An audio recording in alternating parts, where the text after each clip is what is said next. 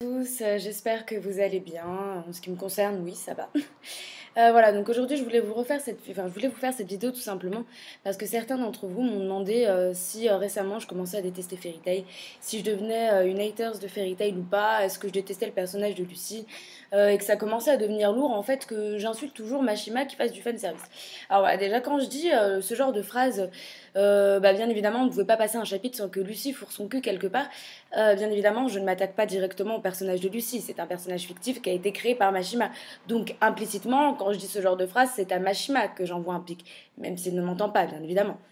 Mais voilà, ce que je veux dire, c'est que l'auteur est totalement responsable de ce qu'il fait de ses personnages. Lorsque Lucy se retrouve dans une scène de fanservice, c'est de la faute de Mashima. Quand je lui dis, bon bah voilà, on voit encore les seins de Lucy, bon bah pour pas changer, c'est la faute de Mashima, pas la faute de Lucy, bien évidemment. C'est un personnage fictif, elle ne décide pas d'elle-même de de s'exhiber. À l'inverse du personnage de Grey, pour qui c'est devenu un gimmick parce que on sait très bien que c'est par rapport à Houle qu'il enlève ses vêtements, parce qu'il voulait se familiariser au froid. Enfin voilà. Donc, je vous fais cette vidéo en fait surtout pour parler de mes préférences entre la team A et la team B, qui sont mes personnages préférés dans Fairy Tail, au cas où ça vous intéresserait, et au final ce que je pense réellement de ce manga. Voilà. Donc ce que j'en pense déjà, c'est que c'est pas au tout début, honnêtement, j'ai acheté Fairy Tail, j'avais acheté le premier tome parce que je trouvais que c'était une bonne série. J'avais beaucoup aimé Rave en fait, et donc du même auteur, je me suis dit bon bah pourquoi pas lire ce qu'il a fait de nouveau. Donc j'ai acheté le premier tome, j'ai trouvé ça sympa, bon pas transcendant bien sûr, mais j'avais trouvé ça frais, sympa, voilà, toujours cet petit univers où on voyait ces petites créatures bizarres que Mashima aimait bien employer. Un concept nouveau dans une guilde, cette fois-ci de magiciens, Fairy Tail, il y avait un jeu de mots en plus sur le titre. Donc voilà, j'ai lu, j'ai regardé, et tout ça, j'ai beaucoup aimé, jusqu'à peu près, elle est arrivée ouais, quand on arrivait au grand jeu magique, un petit peu avant, ouais, l'arc des grands jeux magiques, c'est là où ça a commencé à vraiment me... Et voilà, donc franchement, je désespérais de Fairy Tail. Bon, vous allez me dire pourquoi est-ce que j'ai commencé à faire des reviews là-dessus. Bah parce que honnêtement, j'avais déjà fait quelques vidéos où je faisais des tops, etc. Et la vidéo que je vous avais faite, donc la première review de Fairy Tail, donc sur le chapitre 416, je me rappelle encore, vous pouvez la voir d'ailleurs. J'avais fait cette vidéo parce que j'avais trouvé en fait bah, ce chapitre bon. En fait, non, je crois que c'était le chapitre 415. Enfin, c'était à la toute fin de l'arc Tartaros, du coup, où on avait donc cette révélation comme quoi la guilde allait être dissolue. Et aussi comme quoi Zelef était donc le frère de... Enfin, non, comme quoi Etherius Natsu Dragnir, ça voulait dire... Enfin, c'était en référence, enfin, End était en référence à Natsu. Enfin, voilà, ça me paraît tellement lointain maintenant. Enfin bon, voilà, donc là, Fairy Tail reprend quand même quelques bons côtés qu'il avait perdus autrefois. Là, je trouvais que récemment, depuis les grands jeux magiques, ça devenait un peu un fourre-tout. En fait, j'avais l'impression que Mashima avait beaucoup de projets, beaucoup de mangas qu'il aurait aimé développer, beaucoup d'idées. Mais comme Fairy Tail lui prenait beaucoup de temps, il mettait un peu tout dans Fairy Tail. Donc voilà, il voulait faire une comédie romantique par exemple, et bah il mettait ça dans Fairy Tail. Il voulait faire quelque chose basé sur l'humour dans Fairy Tail. Et il voulait faire un truc avec des boobs partout dans Fairy Tail. Voilà, donc au final il y avait un abus de fanservice, un abus de beaucoup de choses. Enfin, je veux dire, Mashima avait l'impression, enfin j'avais l'impression qu'il perdait un peu le contrôle sur son œuvre. Mais maintenant, on voit on voit très bien qu'il est retourné dans l'intrigue principale et qu'il a l'air de s'être dit, enfin du moins de ce que je lis, c'est le sentiment que ça me dégage, qu'il a l'air d'être se s'être dit, bon bah ça y est, je vais reprendre le contrôle sur mon œuvre et reprendre la ligne principale et peu importe tout le reste. Bon, bien évidemment, c'est un manga, c'est un shonen, c'est un neketsu. Donc le fan service, bien évidemment qu'il y en aura. C'est pas du tout mauvais, c'est pas une mauvaise chose, au contraire. Je veux dire, ça caractérise quand même beaucoup de mangas. Mais à petite dose, ou bien employé, du moins. Je veux dire, ce qu'il y a, c'est qu'on ne peut pas se permettre de mettre du fan service dans un moment super important. Je veux dire, un combat qui va déterminer qui seront les vainqueurs Enfin, je veux dire, si on a Zelef qui se bat contre Natsu, on peut pas avoir à ce moment-là Lucy qui virevole dans le ciel et qui atterrit les seins à la tête la première sur Natsu. Ça perd en crédibilité. Je veux dire, dans ce genre de moment, il faut qu'il y ait une tension qui soit palpable, quelque chose de lourd, de fort, un sentiment de haine, enfin quelque chose qui nous dit oh putain, vas-y, non! Pas oh putain, hein? Hmm, 90G. Non, non, là ça va pas, c'est pas le bon moment. Après, si t'es dans une ambiance de fin de combat, où tout le monde est là tranquille, ah putain, ça j'en pouvais plus, hein. Je me suis bien battue, là tranquille, je vais pouvoir aller me relaxer. Allez, scène du bain, parce que dans tous les mangas, il y a toujours cette scène du bain où va y avoir deux, trois moments qui se passent, voilà, un peu de fanservice. Ça, c'est normal, on n'y échappe pas, c'est un stéréotype. Les Neketsu, de toute façon, c'est un stéréotype en soi. Je veux dire, c'est toujours un héros qui a un objectif à atteindre, qui a sa bande de compagnons. Ça se passe dans un univers bien précis. La guilde de mages, l'univers de la piraterie, dans un village ninja. Bref, vous avez très bien compris là où je voulais en venir.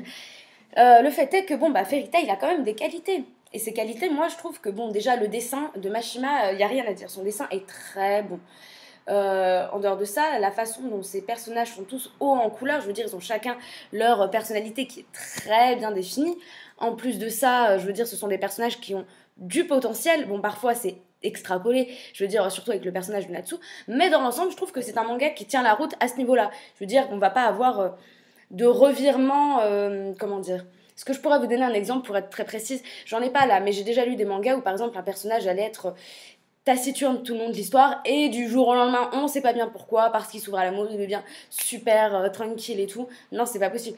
À part avec le personnage d'Erza qui au début était une femme super forte, etc., qui avait un passé tragique et qui au petit fur et à mesure est devenue une folle des fraisiers qui aime se cosplayer en tenue plus que douteuse.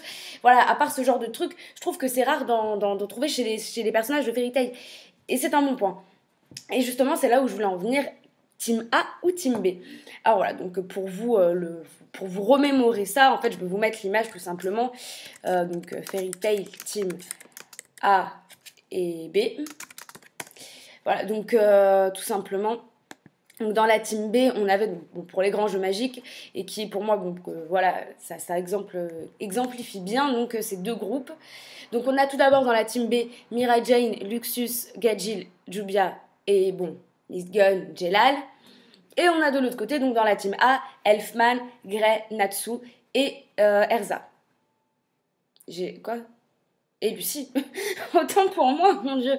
Et Lucie. Enfin voilà. Donc il faut savoir qu'Elfman était là parce qu'il remplaçait Wendy. Non, Wendy allait plus tard remplacer Elfman. Autant pour moi, je m'en rappelle plus très bien. Enfin, en tout cas, pour dire que c'est la team A et la team principale de Fairy Tail. Celle dont on entend le plus parler. C'est celle qui est toujours au cœur des histoires les plus prenantes.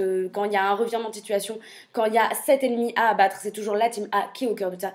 Bien évidemment parce qu'on a le protagoniste principal, Natsu, et Lucie. Erza, la femme super balèze. Grey, encore une fois, le rival de Natsu. Et Elfman, je sais pas trop pourquoi, mais bon, on va dire Wendy plutôt. Voilà, Elfman, Wendy. Donc voilà, on a cette team-là. Même si actuellement je mettrais plutôt Elfman dans la team B, étant donné le lien qu'il a avec Mirai Jane, et je le supprimerais Jelal, puisque bon, au final, il est de crime sorcière, voilà, et que c'était. Bref, vous comprenez. Est-ce que finalement la team A vaut mieux que la team B? Bon, au niveau du rapport de puissance, il faut savoir que Jubia, Gajil, Mirai Jane et Luxus, je parle même pas de Jelal, sont tous des mages de rang S. C'est quand même pas anodin. Alors un mage de rang S est censé être plus puissant qu'un mage de rang 0. Du moins les mages comme ceux de la team A. Bon, on sait tous que Natsu one-shot tout le monde, mais au final, est-ce que ça veut dire qu'il serait plus fort que Luxus? Non, je ne pense pas. Est-ce qu'il est plus fort que Gajil? Oui, effectivement. Bon, on sait très bien qu'il aurait pu être mage de rang S si jamais il avait réussi à passer l'examen. Bon, il y a eu tous les événements de l'arc de l'île Tenro que l'on connaît déjà. Est-ce que Lucie est plus forte que Mirai Jane ou Jubia? Non, je ne pense vraiment pas. Est-ce que Grey fait le poids contre Gajil? Bah honnêtement, en temps normal, j'aurais eu des doutes. Mais là, avec sa magie de Devil Slayer, il a l'air d'être devenu ultra badass, le mec. Bon. En tout cas, ce qui est sûr, c'est que mes personnages préférés, moi, ils sont, bah... je ne l'ai pas choisi avant même qu'on nous parle de Team A ou de Team B. Pour moi, mes persos préférés étaient ceux de la Team B. Je trouve que Luxus est super charismatique. Quand il y a enfin, quand c'est le gros bordel dans la guilde, que tout le monde se frappe dessus, bah au final, bah, c'est un personnage qui reste de marbre, pas question de craquer pour lui, hein, vraiment hors de question. Il est là, il est droit, il en est de même pour Gadjil, il a un côté comique, un côté émouvant, mais c'est un personnage que je trouve charismatique aussi, qui a beaucoup plus la tête sur les épaules que Natsu par exemple, selon moi, bien évidemment, ne me détestez pas. Mirai Jane, elle est classe aussi, voilà, c'est une femme, bah, rien que Satan Soul, c'est quelque chose. Et puis bah pour Jubia également, je trouve qu'elle a énormément de potentiel. Mais pourquoi, comme je vous l'ai dit à chaque fois, c'est la team A qui est au cœur des gros enjeux et la team B qui est là et qui fait un peu fils de faire valoir. Je veux dire, dans l'arc des grands jeux magiques, quand Natsu et Gadjil devaient combattre les dragons jumeaux, Gadjil s'est fait envoyer bouler par Natsu et il n'a pas pu avoir son moment de gloire. Mirai Jane, elle est toujours obligée de se trimballer et de ces deux boulets là, Elfman et surtout Lissana, toujours obligée de se les trimballer et obligée de les défendre et de les sauver à chaque fois, tout le temps. Bref, Luxus, quant à lui, bah, il s'est fait one shot dès le début de l'arc de Tartaros. Bon, déjà, ça m'a fait. J'espère vite le revoir. En plus de ça, c'est quand même quelqu'un d'important puisqu'il fait partie de la famille Driard, qui est quand même une grande famille dans le sein de Fairy Tail, enfin au sein de Fairy Tail. Et ensuite, je vous parlerai bien évidemment de Jubia. Jubia qui est un personnage que j'affectionne tout particulièrement, mais c'est très dommage qu'elle soit souvent, presque tout le temps, relayée au plan en fait de fangirl absolue de Grey. Je vous demanderai juste de cliquer comme ça, vous tapez sur votre ordinateur Jubia versus Melody, et ça, si c'est pas un combat très classe, qu'est-ce que c'est? Honnêtement, ce combat était génial. Le combat de Luxus contre Prej, pardon, était très bon. Celui de Gadjil contre Natsu et aussi contre Natsu versus Luxus avec Gadjil était très bon. Mirai Jane contre... je sais pas de combat. Si, je trouve qu'elle avait quand même géré contre Fried quand même. Enfin voilà. Tout ça pour vous dire que les personnages de la team B sont des personnages qui ont vraiment du potentiel et qui méritent d'être exploités. Et malheureusement, la seule chose que je trouve à reprocher à cet arc, parce que pour le moment, je vous l'ai dit, cet arc-là, il reprend un peu, il relève, il remonte le niveau de Fairy Tail, mais le problème, c'est que la team B, et de ce que j'ai vu dans les commentaires, sur les forums, etc., c'est une team qui est particulièrement affectionnée. Même les personnages de la team B, je les vois plus souvent en avatar, photo de profil, ce que vous voulez, que les personnages de la team A. C'est une préférence, je ne sais pas pourquoi. Enfin, il est rare que le personnage principal d'une histoire, enfin d'une série, soit mon personnage préféré. Peut-être que c'est la même chose pour vous, que c'est juste une habitude. En ce qui me concerne, tout ce que je pourrais vous dire, c'est que je trouve vraiment dommage que là, pour cet arc qui, comme je vous l'ai dit, remonte au niveau de Fairy Tail, eh bien, on ait ce petit bémol qui fait que bah, la team B, elle est dans des sources chaudes, à Blue Pegasus, en train de foutre je ne sais trop quoi. Luxus qui a rejoint Blue Pegasus avec les autres de l'unité Raijin. Et ils sont là, en train d'avoir des moments de fanservice, Gadjil qui tombe sur la poitrine de Levi. Mais au final, tout ça, pourquoi? Est-ce qu'ils font quelque chose d'utile? Non, vraiment, pas du tout. Enfin voilà, donc au final, dites-moi si vous préférez la team A ou la team B. En ce qui me concerne, je pense que les choses sont claires, je vous l'ai dit, c'est la team B. De loin, de très très loin, et honnêtement, si je ne les vois pas un peu mis en avant, chaque personnage que je viens de vous détailler dans cet arc-là, je serais très triste, et pour moi, cet arc ne vaudra rien, ne serait-ce que pour ça, malgré tous les bons points qu'il peut mettre en avant. Je trouve que Mashima devrait plus se concentrer sur la team B, parce que la team A, là, je pense que tout le monde en a... Jusque-là, là. Voilà. Bon, bah, en tout cas, répondez-moi dans les commentaires. Et moi, je vous fais des gros bisous. À demain.